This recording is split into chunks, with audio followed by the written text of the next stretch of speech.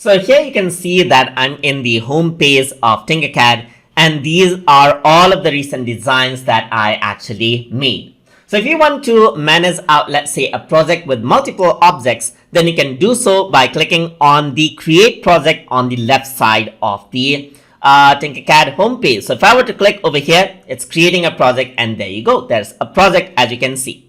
So once I go into the project, you can create out 3D design right here, so that this is a collection on its own, as you can see right here. So I got this. So if I were to go back right here, then instead of going out and then staying as its own project right here, under the project, you can see that now this is a part of this. If I were to go around onto the 3D designs right here, I will be able to access all of my designs. So if I were to go around and click on move to project, then I can select project 1, move this inside, and then it becomes a part of that project. Let me just go around and move this onto the project as well. Project 1, move, and there you go. So inside of this project right here, so you can see that this is another project right here, just like this. This is project 2, and in project 1, whatever designs that I actually moved out, it is inside this particular area, as you can see. I can also go around and then change the properties of the project. Let's say, for example,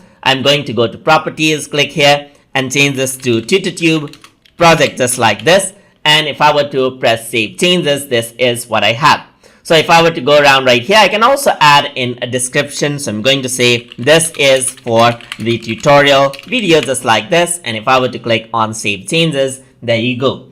And that is how you can work around with project management inside of Tinkercad. So I hope you guys learned something as always.